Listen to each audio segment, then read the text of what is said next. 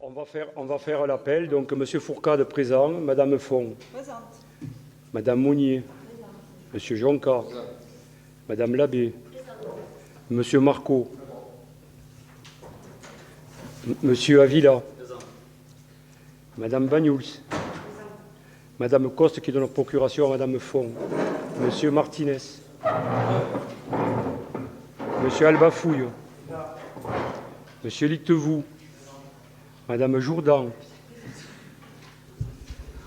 Monsieur Moulinet qui donne procuration à Monsieur Jonca, Madame Coculé qui donne procuration à Monsieur Fourcade, Madame Barthès qui donne procuration à Madame Bagnouls, Monsieur Fournet, Monsieur Malherbe qui donne procuration à Madame Monnier, Monsieur Gallego, Madame Albafouille qui donne procuration à Monsieur Banet, Monsieur Banet, Madame Ferreira. Donc il est 18h32, je déclare la séance ouverte et je vous propose de nommer comme secrétaire de séance Madame Monnier. Le premier dossier, c'est le compte rendu du conseil municipal précédent. Y a-t-il une demande de complément d'information?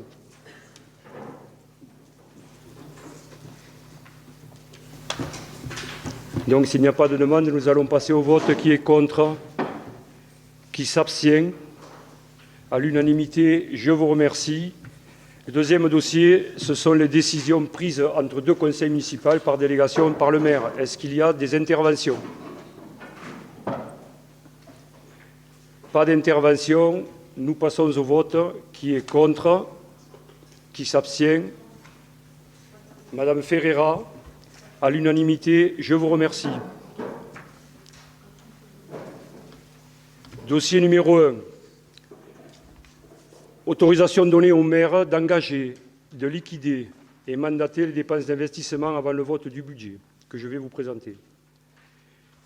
Il s'agit ici, comme chaque année, et comme dans la majorité des collectivités territoriales, de permettre le bon fonctionnement des services et surtout la continuité du service public, en autorisant l'engagement par le maire des dépenses dès le début de l'année, avant que le vote effectif du budget 2023 soit réalisé.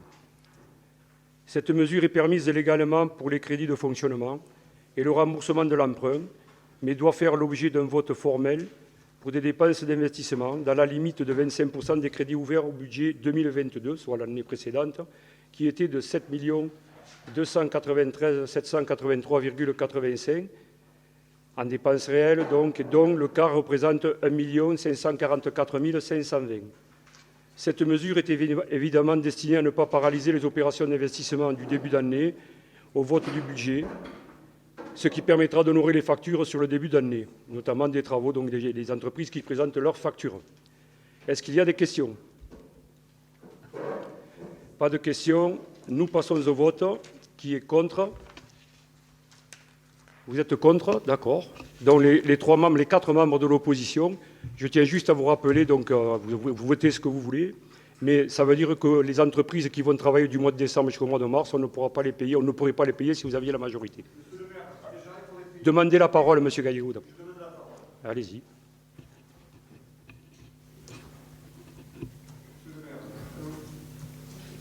Oui, ça y est, maintenant vous l'avez. Oui, vous nous reprochez de voter... Je ne reproche pas. Si, vous devez le reprocher, devant tout le monde. Je précise. Donc, vous ne pourrez pas... Si, vous pourrez les voter, vu que nous, on est en minorité. Par contre, je tiens à signaler à toute l'Assemblée qu'après m'être renseigné auprès des entreprises qui ont travaillé sur le centre culturel, la médiathèque, etc., elles sont encore en train d'attendre le versement d'une dernière situation qu'ils ont présentée au mois de septembre. Donc, il y a eu une réunion qui a été faite avec les artisans.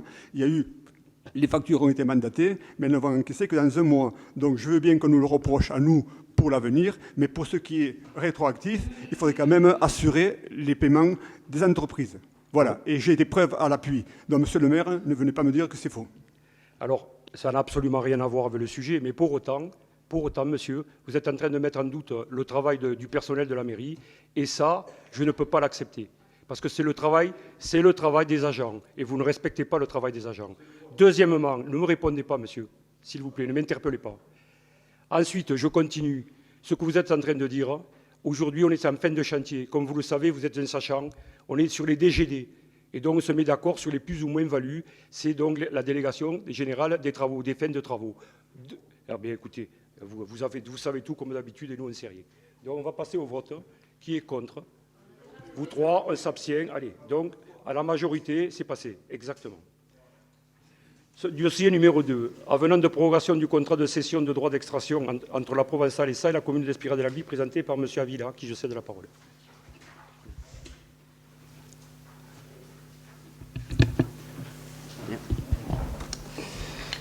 La commune autorise depuis 1966 la Provençale à exploiter la carrière et à en extraire le marbre. Le contrat a été renégocié en 2013 pour la période 2014-2022 et vient à expiration le 31 décembre 2022. Les dirigeants de la Provençale et la mairie souhaitent renégocier certaines clauses, mais sont encore en pourparlers. Afin de préserver les intérêts de chaque partie tout en poursuivant la négociation, il est donc proposé de proroger le contrat actuel d'1 an, dûment validé par le conseil municipal de l'époque jusqu'au 31 décembre 2023. Avez-vous des questions? Y a-t-il des questions? Vous avez un rapport devant les yeux, vous regardez le rapport et nous, on vous fait un compte rendu de ce rapport. Ah, absolument, c'est la même chose, on parle du même objet. Mais cette présentation, je pense qu'elle est peut-être plus simplifiée que vu l'article. Là, on parle directement du sujet. Voilà. Vous voulez qu'on le répète de nouveau? Je le relis. C'est bon? D'accord. Donc, y a-t-il des interventions? Il n'y a pas d'intervention, donc nous passons au vote. Qui est contre? Qui s'abstient? À l'unanimité? Je vous remercie. Donc, dossier numéro 3, avenant 2 à la convention triennale de partenariat entre l'agence d'urbanisme catalane et la commune d'Espira-de-la-Glie portant sur les années 2022 et 2023. Et je cède la parole à Nathalie Font. Donc, l'ORCA, l'agence d'urbanisme catalane, a collaboré à la définition et à la mise en œuvre du plan stratégique d'aménagement et d'urbanisme de la commune au travers d'une convention de partenariat de 3 ans venant à expiration en 2022. L'important travail d'étude qui a été mené s'est articulé autour des 2 temps définis par la convention, le projet urbain en réinvestissement et l'espace agricole. Le projet urbain en extension, 3e temps d'étude qui était prévu, n'a pu être mis en œuvre. L'ORCA a donc proposé de prolonger ses missions pour une année supplémentaire sans surcoût, donc 22 000 €, dont 12 000 € réinfectés en 2023. Y a-t-il des questions? Y a-t-il des questions? Pas de questions? Nous passons au vote. Qui est contre? Qui s'abstient? À l'unanimité, je vous remercie. Dossier numéro 4, convention d'utilisation de la plateforme SIG Web Géométropole entre Perpignan Méditerranée Métropole Communauté urbaine et la commune d'Espira-de-la-Glie, présenté par Frédéric Jonca. Et donc, ce qu'on ne vous a pas dit, mais qu'on vous précise pour que vous suiviez, vous avez le texte complet du projet de délibération dans votre dossier. Hein, voilà. Allez, vas-y, Frédéric. Perpignan Méditerranée Métropole, la communauté urbaine dispose des services performants et transversaux dont l'utilité est collective pour les communes. C'est le cas notamment du service SIG, un système d'information.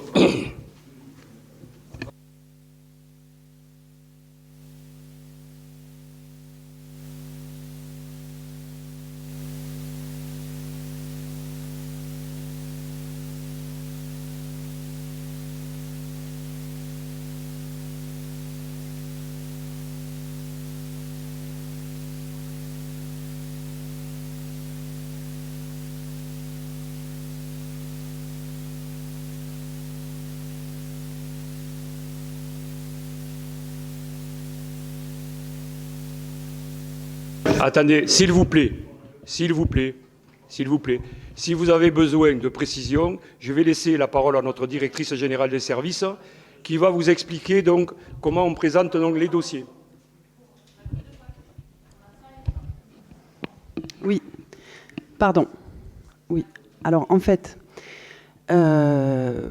parfois, les élus lisaient la délibération complètement. Ce qui oblige, puisque vous avez les projets de délibération qui vont être pris. Les élus, le rapporteur, rapporte le dossier. Ça veut dire qu'il vous l'explique. Il vient l'expliquer devant l'Assemblée. Voilà. Donc la simple lecture de la délibération n'est pas une explication. Donc là, vous avez l'élu qui vous explique la délibération et vous avez le projet de délibération sur votre Sur votre table. Voilà. Ce sont les élus qui sont rapporteurs. C'est en fait leur intervention. C'est comme quand vous avez un discours, vous avez le discours et les gens dans l'assistance n'ont pas le discours. Voilà. Voilà, donc merci. C'est une présentation orale. Mais, Monsieur Gallego, à tous les conseils municipaux, je fais de cette façon. Je fais un rapport du rapport que je présente. Et vous avez sur table la délibération. Tout simplement. Eh bien, maintenant, c'est tout le monde. En fait, on a pensé, c'est une discussion que j'ai eue avec notre nouvelle DGS, excusez-moi, vous présenterez à la fin, j'avais prévu de faire cela. En fait, quand on regarde une délibération, vu l'article, considérant, si on n'est pas juridique, la plupart du temps, on ne comprend pas ce que l'on vote. Donc là, le rapporteur explique ce que contient cette délibération. Ça me paraît plus intéressant pour tout le monde. Voilà. Donc... Pardon ? Les collègues qui rapportent. Parce qu'eux, ils ont 3 dossiers, on en a 2, c'est ma question. Mais parce que c'est un rapport qui leur appartient. D'accord ? C'est comme quand vous faites un discours, madame, vous faites le vôtre, pas celui du voisin. C'est pareil. Oui, non, c'était ma question. Eh bien, c'est ce que je vous réponds. On peut continuer ? Vous avez besoin qu'on vous lise... Ben oui, mais c'est peut-être ce qu'on a voulu souhaiter pour notre liste, ça nous appartient. Hein. Il n'y a pas de compte à rendre là-dessus. Ah ben bravo, oui. Ah ben oui. Monsieur Banet. Moyen. Pardon. De toute façon, c'est ce qu'ils disent, donc ils ont l'information. Oui. Écoutez, Monsieur Banet, vous n'avez pas la parole, s'il vous plaît.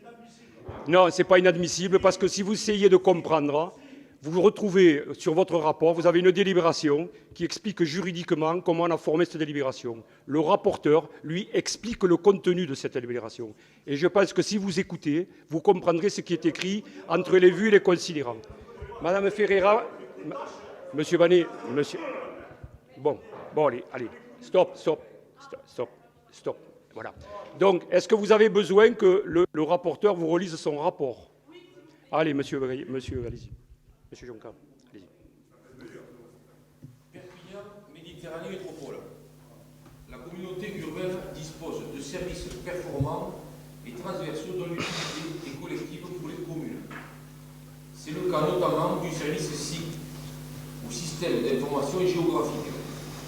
À travers une plateforme web, Géométropole, ce service collecte des données géographiques essentielles à tout le territoire de PFM, donc à notre commune, avec des moyens que nous ne pourrions pas déployer nous-mêmes. La communauté urbaine nous fait bénéficier de l'accès à ce service. Nous vous proposons donc d'accepter la convention d'utilisation de cette plateforme qui en fixe les principes d'utilisation pour 1 an renouvelable par tacite reconduction au plus jusqu'en 2027, à titre gratuit et dans le total respect de toutes les normes en vigueur, notamment en termes de RGPD, Règlement général sur la protection des données. Merci Frédéric. Est-ce qu'il y a des questions ? Nous passons au vote. Qui est contre ? Qui s'abstient ? À l'unanimité, je vous remercie. Dossier numéro 5. Convention de servitude entre la commune d'Espira-de-l'Agly et Enedis sur la parcelle AH34, présentée par M. Martinez. Vas-y, Robert. Il est exposé au conseil municipal de la nécessité de conclure une convention de servitude avec la société Enedis pour la parcelle cadastrée section AH 324 rue Pasteur, permettant la réalisation d'ouvrages de distribution électrique. Ces travaux consistent au passage de conducteurs aériens d'électricité sur la façade désignée sur une longueur totale d'environ 2 mètres. La convention est conclue pour la durée des ouvrages dont il est question et de tous ceux qui pourraient leur être substitués sur l'emprise des ouvrages existants. Dans le cadre de cette servitude, la société Enedis se charge et à ses frais de faire authentifier la dite convention par acte notarié, en vue de sa publication au service de la publicité foncière compétent. En conséquence, il est demandé au conseil municipal de se prononcer sur cette convention. Question. le conseil municipal décide-t-il d'accepter de conclure une convention de servitude avec la société Enedis pour la parcelle cadastrée section AH 324 rue Pasteur, dans le cadre du passage de conducteurs aériens d'électricité en façade sur une longueur totale d'environ 2 mètres, de donner tout pouvoir à M. Philippe Focade, maire, pour signer la convention, l'acte authentique et toutes les pièces relatives à ce dossier. Merci Robert. Des interventions, Monsieur Gallego.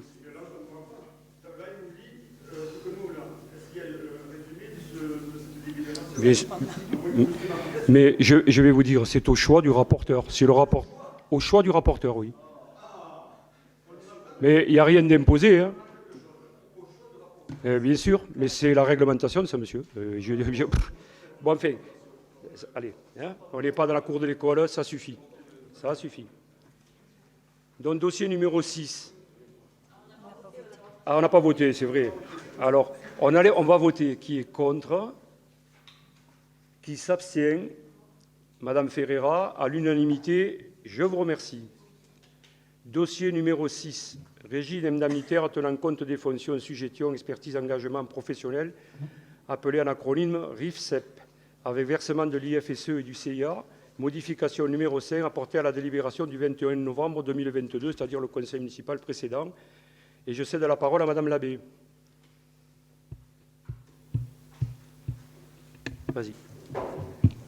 Le RIF7, donc régime indemnitaire tenant compte des fonctions, suggestions, expertise et engagement professionnel, donc d'où RIF7, constitue le régime indemnitaire de la plupart des fonctionnaires de la commune. Ce qu'on appelait auparavant les primes fait partie intégrante donc de la rémunération des fonctionnaires municipaux. Donc c'est composé d'une part de l'IFCE, l'indemnité de fonction, suggestion et d'expertise, plutôt orientée donc sur les spécificités du poste et de son évolution. Et une part appelée CIA, donc c'est le complément indemnitaire annuel lié à la manière de servir du fonctionnaire. Donc comme vous le savez, ça a été voté en 2017 pour une mise en place en 2018. Il a été modifié plusieurs fois afin de tenir compte des évolutions textuelles et dans la commune, l'intégration des médecins par exemple. Donc on l'a vu lors du dernier conseil municipal également. Il est apparu que la définition actuelle nécessitait d'être encore revue afin de permettre une négociation au recrutement, mais aussi pour moduler le plus justement possible cet élément de rémunération pour les agents en fonction. Donc plutôt que de restreindre les possibilités par rapport au texte réglementaire, il est proposé de permettre une modulation de l'IFCE en s'en tenant au montant minimum et maximum prévu par les textes, sans les encadrer plus strictement et sans distinction de filière et en limitant le classement des agents à 3 groupes. Donc, catégorie A, catégorie B, catégorie C. Voilà, donc voici l'essentiel des modifications proposées qui fait l'objet, comme c'est imposé juridiquement, d'une saisine préalable du comité technique paritaire, le CTP, du centre de gestion dont nous dépendons. Il convient donc par ailleurs de vous rappeler que seul le maire a autorité pour fixer les montants par agent, mais qu'il le fait le plus justement possible au regard des évaluations annuelles des agents et des contraintes spécifiques à chaque poste. Merci. Y a-t-il des questions? Monsieur Gallego. Allez-y. Donc je reviens sur ce qu'on disait tout à l'heure, calmement cette fois-ci, parce que on n'y comprend plus rien. Madame Labbé vient nous donner un résumé, mais nous, on ne peut pas capter tout ce résumé. Il est complexe, ce résumé.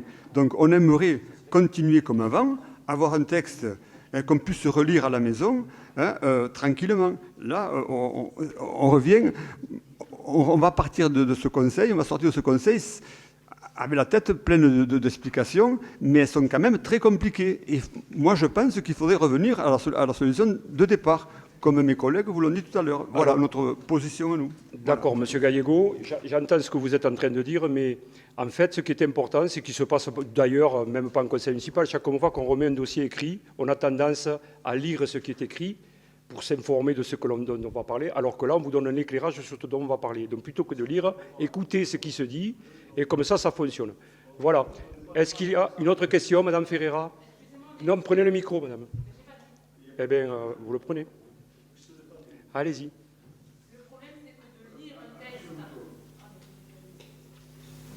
texte et d'entendre un autre texte, Excusez-moi, mais c'est très complexe. Oui. On peut pas dire et écouter en même temps. Je pense que ce qui est le plus intéressant, moi faisant beaucoup de réunions comme ça, c'est plus important d'écouter le rapporteur parce qu'il donne le contenu de ce dont on va délibérer, Oui, sauf que là, il y a plutôt beaucoup que de de chiffres et on de a lire aucun- quelque chose qui est souvent très juridique et pour laquelle, souvent, quand on n'est pas juridique, on ne comprend pas.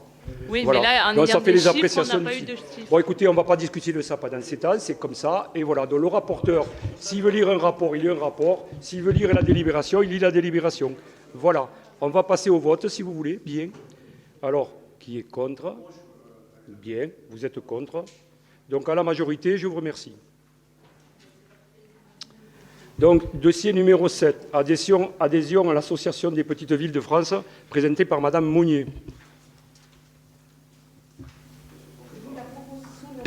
À l'Association des petites villes de France, déclinant son projet de défense des intérêts des villes de notre strate, notamment sur la revitalisation des centres-villes, mais également sur la régulation de l'offre de soins ou sur la flambée du coût de l'énergie dans les budgets communaux.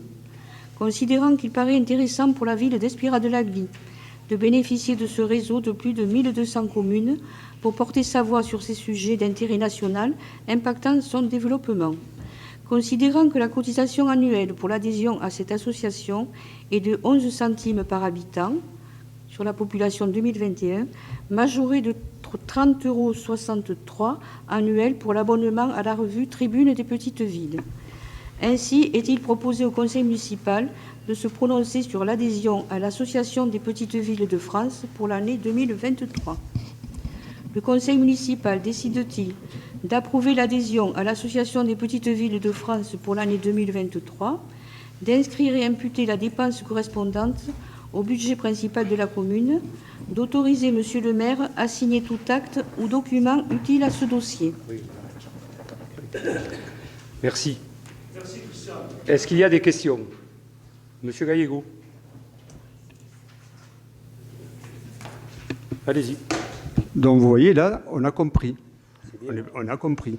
Maintenant, je voudrais demander à Madame l'adjointe de nous donner la lecture vraiment du texte, l'autre texte que vous avez devant les yeux. Vous devez avoir notre texte qui correspond à celui-là. On a fait une le explication. rapport de cela, Monsieur Gallego. On va passer au vote si vous n'avez pas d'intervention. Merci. Donc il n'y a pas d'autre texte. On ne va pas passer toute la soirée là-dessus. Mais si, on va passer la soirée. Eh bien, on le fera. On le fera. Donc, est-ce qu'il y a des questions? Nous passons au vote. Qui est contre? Qui s'abstient? À l'unanimité, je vous remercie. Dossier numéro 8, transfert de la salle du conseil municipal de la commune d'Espira-de-l'Agly, rapporté par Monsieur Marco.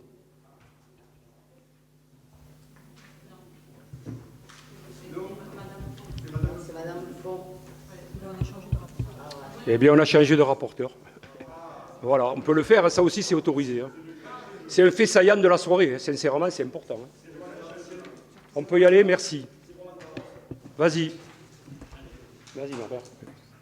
Vu l'article L. 2121-7 du Code général des collectivités territoriales, et notamment son 4e alinéa, considérant ainsi que le conseil municipal se réunit et délibère à la mairie de la commune, qu'il peut également se réunir et délibérer à titre définitif dans un autre lieu situé sur le territoire de la commune, dès lors que ce lieu ne contrevient pas au principe de neutralité, qu'il offre des conditions d'accessibilité et de sécurité nécessaires et qui permet d'assurer la publicité des séances. Considérant que la salle du conseil municipal actuel, située au premier étage du bâtiment principal de la mairie, est vétuste, exiguë et ne répond plus aux exigences modernes d'équipement. Considérant que le nouveau bâtiment de la mairie, qui accueille maintenant la médiathèque et le centre culturel, dispose d'une salle en rez-de-chaussée de la médiathèque, répondant à toutes les exigences en termes de place et d'équipement, mais également d'accessibilité, de sécurité et de publicité des séances, sans contrevenir au principe de neutralité prévu par la loi. Considérant que l'actuelle salle du conseil municipal pourrait être requalifiée pour permettre l'extension des services de la ville, ainsi est-il proposé au conseil municipal de se prononcer sur le transfert définitif de la salle du conseil municipal dans la salle 6 à la mairie d'Espira-de-l'Agly, espace Jean-Telière. Question, le conseil municipal décide-t-il de décider le transfert définitif de la salle du conseil municipal dans la salle 6 à la mairie d'Espira-de-l'Agly, espace Gentelière, d'autoriser Monsieur le maire à signer tout acte ou document utile à ce dossier. Merci Norbert. Des interventions? Monsieur Banet, vous pouvez y aller. Oui, bonsoir. Cette nouvelle salle, est-ce que le conseil sera disposé pareil, dans la même situation qu'on est actuellement? C'est votre question? Oui, c'est ma question, qui est très importante, parce que là, vous parlez chaque fois de démocratie, là, il n'y a aucune démocratie. Là. On tourne le dos, on nous tourne le dos. Je vous invite à aller voir d'autres conseils, oui, on en reparlera. Il y en a non, mais dites-moi, répondez à ma question. Mais je vous réponds oui. Ça sera comme ça? Oui. Ah, d'accord. Ah bien, c'est bien. Voilà. Il n'y a pas assez de place, elle n'est pas assez grande, peut-être. Il y a d'autres questions? Elle n'est pas assez grande, la salle? Elle sera comme ça, la salle. Ah, d'accord. Voilà. Est-ce qu'il y a d'autres questions? Nous passons au vote. Qui est contre? Donc, il y a deux membres de l'opposition. 3 avec Madame. Monsieur Banet, ça suffit. Et trois donc de l'opposition qui sont contre. Et Madame Ferreira. Donc, vous abstenez? Donc, vous êtes pour. Je vous remercie. C'est pour marquer le... Je ne vous voyais pas. Merci. Donc, dernier dossier. Motion à l'initiative du bureau municipal présentée par M. Jonca. Soutenu par les élus de la majorité municipale, porte à ce jour un projet de motion devant le conseil municipal afin de communiquer officiellement la position relative au projet d'installation d'une usine de bitume sur le territoire communal, déposé par l'entreprise Eurovia Eiffage.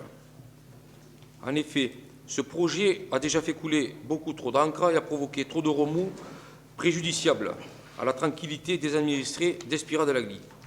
Pour information, cette demande de permis de construire a été déposée sur un secteur identifié depuis plus de 60 ans au plan local d'urbanisme des sols, puis au plan local d'urbanisme communal pour recevoir l'implantation d'activités industrielles ou artisanales.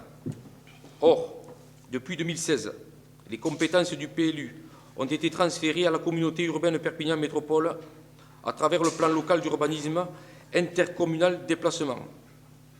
Le PLUID étant en cours d'élaboration, nous n'avons pas la possibilité pour l'instant d'organiser la révision relative au changement de destination de cette zone. Pour autant, nous vous informons que dans le cadre des travaux qui préfigurent l'élaboration de ce nouveau plan intercommunal, nous prévoyons le changement du devenir de ce secteur. Également, nous vous informons que l'entreprise Eurovia Eiffage a retiré leur demande de permis de construire le 20 juillet 2022, qui était en cours d'instruction dans nos services. Aucune autre demande à ce jour n'a été déposée. Pour autant, la municipalité déplore qu'une telle demande ait pu être déposée sans qu'aucune réunion publique, comme l'avait demandé Monsieur le maire, n'ait eu lieu. Seul préalable, nous semble-t-il, avant tout dépôt d'autorisation d'urbanisme. Nous déplorons également que certains agriculteurs de la ville soient aujourd'hui et depuis quelques semaines contactés par une société de communication mandatée par les mêmes entreprises pour discuter de leur position sur le projet. Il est à noter que cette démarche est réalisée en dehors de toute concertation avec la municipalité. Le conseil municipal souhaite affirmer son total désaccord sur ce projet en l'état, tant sur le fond que sur la forme, et mettra tout en œuvre pour que soient respectés les administrés d'Espira-de-l'Agly. Il est donc proposé au conseil municipal réuni ce jour de prononcer sur ce projet de motion. Est-ce qu'il y a des interventions? Monsieur Gallego.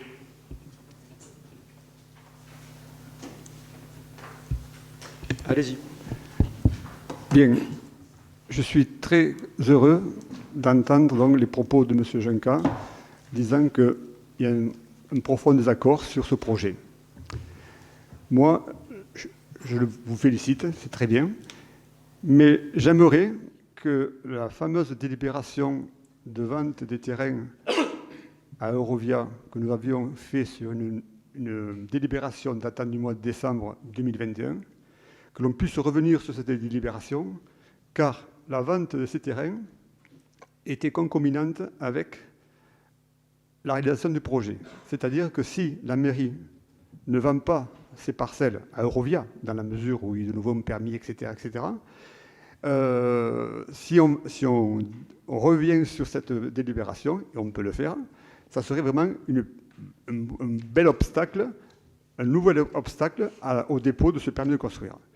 Il faut savoir maintenant, pour l'assistance, que les permis de construire, si la convention qu'on a faite avec Rivesaltes va être acceptée par les deux parties, c'est-à-dire Rivesaltes et Espira, c'est Rivesaltes qui va instruire les permis de construire. Donc, il va y avoir toujours un prétexte, je suppose, pour dire c'est pas nous, c'est Rivesaltes, c'est le service instructeur. Alors que le permis qui avait été déposé préalablement, le premier, le seul, était instruit par la commune d'Espira, qui avait sa propre instructrice. Et comme je vous l'ai précisé dans le dernier conseil municipal, cette instructrice est partie et on va faire instruire les permis par Rivesaltes. Donc, ça sera un fusible par rapport à ce projet. Je suis un peu long à expliquer, c'est difficile à expliquer. J'essaye d'expliquer pour le mieux, mais je suis content d'une part que le conseil municipal, le maire en l'occurrence, les conseillers et le bureau soient contre ça, mais j'aimerais qu'il y ait un geste fort en modifiant la délibération que nous avions prise en décembre 2021 concernant la vente de ce terrain. Voilà. Alors, tu veux répondre? Non, vas-y, si tu veux. Non. Premièrement, délibérer contre cette délibération, ce n'est pas possible. Juridiquement, ça, c'est pas possible. Deuxièmement, je constate que vous lisez quelque chose dont moi, l'intitulé de la motion, c'est « Motion à l'initiative du bureau municipal ». C'est que vous en connaissiez déjà, donc avant d'arriver, la teneur. Ça, c'est la première des choses. Oui, si vous voulez. Donc, monsieur, arrêtez de m'interrompre, je vous ai laissé parler, on va essayer de continuer. Donc, vous aviez donc une interrogation concernant donc, le sous-seing privé signé pour le terrain communal. Je vous rappelle qu'il y avait des conditions suspensives qui étaient d'un délai de temps donc, de déposer un permis de construire dans le délai, et deuxièmement, donc, avec la clause suspensive de purge du permis de construire. Or, ces deux clauses n'étant pas respectées, le sous-seing privé est caduc. D'accord? Ensuite, je continue. Troisième réponse. Vous avez parlé de l'instruction des permis à Rivesaltes. Rivesaltes, donc, instruit les permis en tant que prestataire de services pour le compte de la ville d'Espira-de-l'Agly. Et c'est toujours le maire d'Espira-de-l'Agly qui signe l'arrêté. Donc, il n'y a aucun problème, que ce soit Rivesaltes ou Coustouge, c'est exactement la même chose. C'est une prestation de service. Et maintenant, si vous le permettez, je vais essayer, à part qu'il y ait d'autres interventions sur ce sujet. Monsieur Banet, vous souhaitez intervenir? Non, il n'y a pas à répondre, monsieur, on ne fait pas un ping-pong. Eh bien, d'accord. D'accord, eh bien, c'est réglé. Moi, l'ordre du jour, vous voyez, on n'a pas des fois le même. Moi, l'ordre du jour, j'ai écrit dossier numéro 9, non, je ne vous reproche rien. J'ai écrit, je m'interroge, je dis, ordre du jour numéro 9, il y a écrit motion à l'initiative du bureau municipal. Il n'y a pas écrit de contenu. Mais ce n'est pas grave, si vous l'avez, tant mieux, c'est pas grave, au contraire. Ça vous a permis d'être plus précis. Alors, je vais continuer, si vous voulez, puisqu'il n'y a plus d'autres questions. Je vais essayer d'apporter donc un peu d'histoire, mais en même temps donc d'être un peu le reflet de la chronologie des choses. Parce qu'il s'est passé beaucoup de choses pendant ce temps-là à Espira-de-l'Agly. Et croyez-moi, élu en responsabilité, ça n'a pas été facile à vivre. Et je vais expliquer les choses.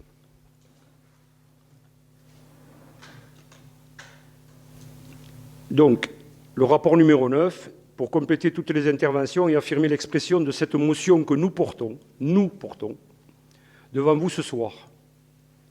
J'aimerais revenir sur le contexte vécu ces derniers mois relatif à ce projet. Je l'identifie de deux façons.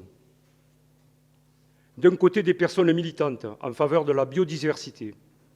De l'autre, une tentative de récupération politique locale. Pour l'aspect militant, je le soutiens.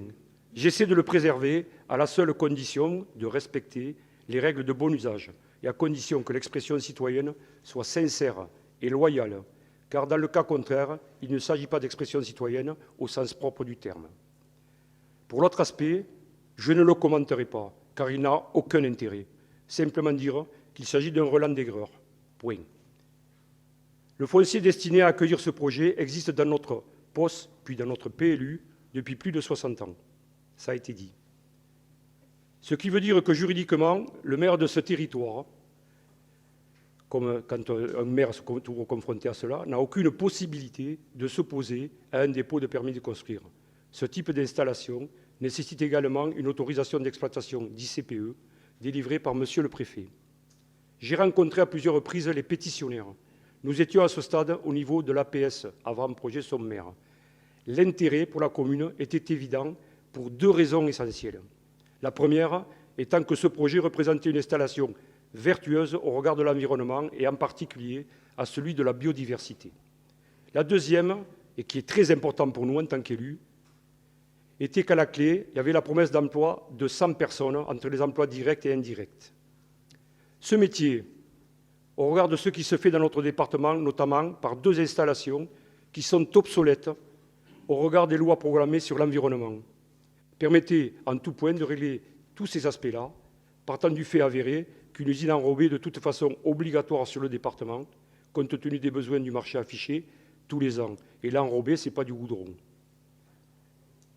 Au préalable, dans le temps de l'APS, l'industriel devait organiser des réunions publiques sur Respira et sur Case-le-Pen, avant tout dépôt, afin de recueillir et surtout expliquer son projet, avec les différences évidentes au regard des exploitations actuelles, et qui se concrétisaient par un investissement de plus de 11 millions d'euros.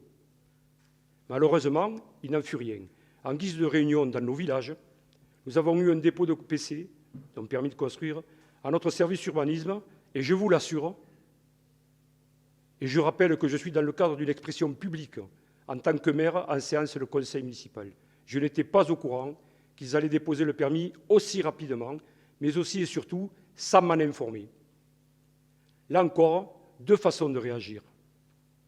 S'associer au mouvement citoyen de revendication, c'était une possibilité. Ou suivre l'instruction, discuter point par point le dossier, tout en y associant du lobbying verbal auprès de l'autorité concernée par l'instruction de l'autorisation d'ICPE.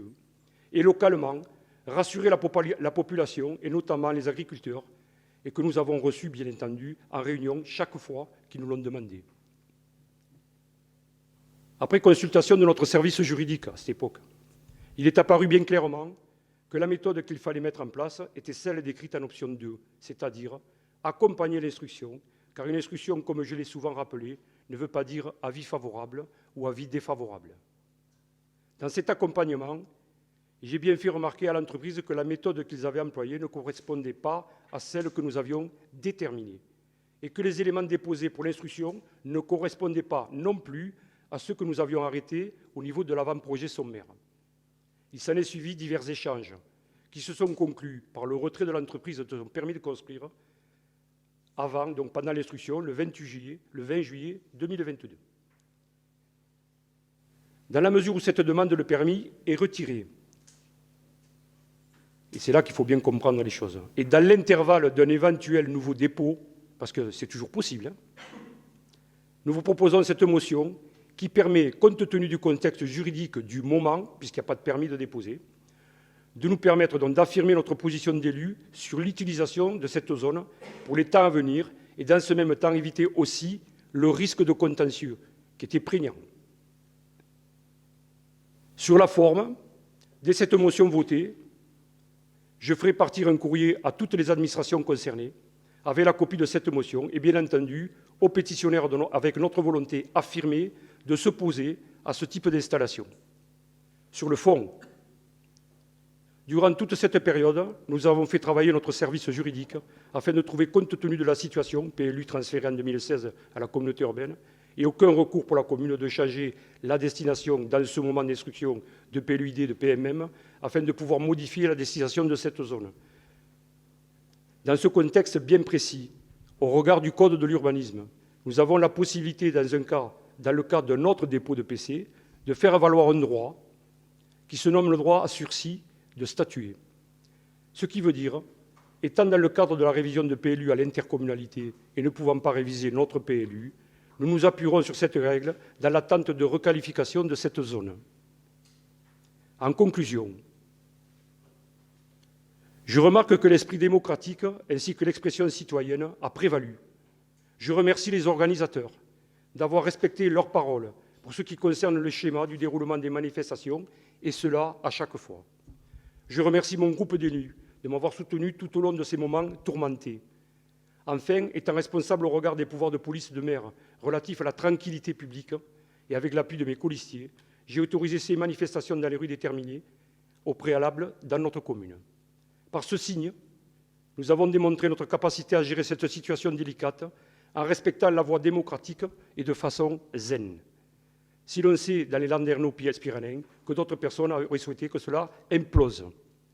Dorénavant, si d'aventure notre permis venait à être déposé, et s'il faut manifester, j'espère pouvoir compter sur vous tous, car nous y serons. Le Conseil, donc on va passer au vote. Qui est contre? Qui s'abstient? À l'unanimité, je vous remercie. Ensuite, Monsieur Gallego, j'ai reçu donc un mail qui porte sur 16 questions écrites. Par conséquent, je vais essayer, vu le nombre de questions, de les regrouper par thème. Pour autant, je vais laisser la parole donc à la directrice générale des services, qui va vous expliquer par rapport au règlement intérieur comment ça se passe. Allez-y. Pardon, excusez-moi. Je vous en prie. Oui, bonjour. Donc vous avez posé les questions, puisque n'importe quel conseiller municipal peut poser des questions préalablement au conseil 72 heures avant. Donc ce que vous avez fait, nous avons pris en compte ces questions. Cela étant, comme elles étaient nombreuses, nous vous proposons de les lire à l'Assemblée. Je vous précise que ces questions que vous avez posées, vous ne pouvez pas les développer pour ne pas alourdir le Conseil. Donc, vous posez juste les questions que vous avez stricto sensu, comme le prévoit comme le prévoit le règlement intérieur. Voilà. Et le règlement intérieur prévoit également que, compte tenu éventuellement de la longueur de la réponse ou de la technicité de la réponse, il pourra y être répondu par écrit. Allez-y.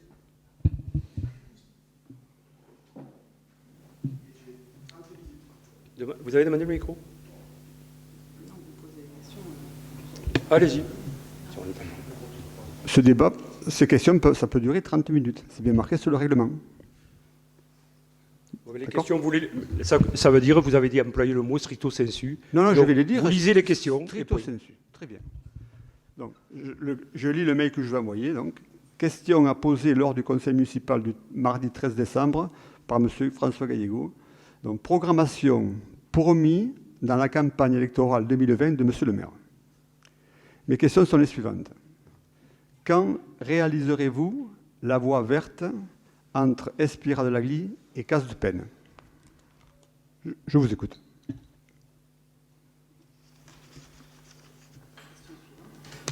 Question suivante. Non, mais répondez-moi, monsieur le maire. Non. Vous n'avez pas entendu ce qu'on vient de vous dire. Non, vous énumérez vos questions et je vous répondrai ensuite. Quand réaliserez-vous le centre technique municipal? Quand réaliserez-vous l'aménagement du petit espace vert entre la rue Dr Coste et la rue de Casse-de-Peine? Quand réaliserez-vous le recalibrage et la réfection de la voirie Dr Coste? Quand réaliserez-vous l'enfouissement des réseaux chemin des Sagelles et la réfection de la voirie? Avez-vous acheté le terrain de M. Perrat au rond-point chemin des Sagelles? Quand réaliserez-vous l'enfouissement des réseaux de la rue Thiers? Quand réaliserez-vous le réaménagement et l'embellissement des places Magnolia et des Lilas? Quand terminerez-vous l'aménagement du petit rond-point de la rue Vergès?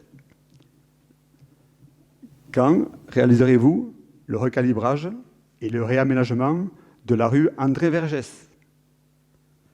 Quand réaliserez-vous le réaménagement et l'embellissement du jardin du souvenir? OK. Quand réaliserez-vous la réfection des voiries de lotissement Saint-Joseph? Quand réaliserez-vous le projet de déviation pour la dépose des écoliers du collège Notre-Dame des Anges?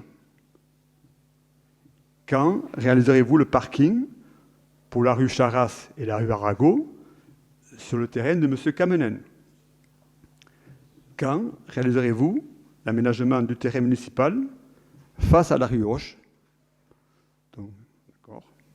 pour la création d'un parc naturel avec aire de jeu pour enfants et stationnement? Avez-vous négocié avec les HLM pour l'entrée des voiries du lotissement Maréchal Joffre dans le domaine public et leur mise en état? Voilà. 16e question et dernière question. Très bien. J'attends vos réponses. J'attends vos réponses. Très bien. Donc, ouais, ça fait... Je vous informe que vu le nombre de questions et la précision que je dois à l'ensemble des élus au niveau de mes réponses, et également afin de ne pas rallonger ce conseil municipal, je vous ferai une réponse écrite que je vous ferai parvenir ainsi qu'à l'ensemble des membres de ce conseil dans les semaines à venir. Voilà. Donc, vous aurez par écrit, donc, par rapport à toutes ces questions, c'est pour ça qu'on les enregistre. Et là, comme on dit, les écrits restent et les paroles s'envolent. Donc, l'ordre du jour étant apuré, la séance est levée. La séance est levée. Je vous écoute, Monsieur Gallego, allez-y. Monsieur Gallego, vous aurez la réponse écrite, c'est encore plus simple. Et en tous les cas, comme je dis, les écrits restent et les paroles s'envolent. Donc, il est 19h17, la séance est levée et je vous souhaite de passer à tous de bonnes fêtes de fin d'année. Merci.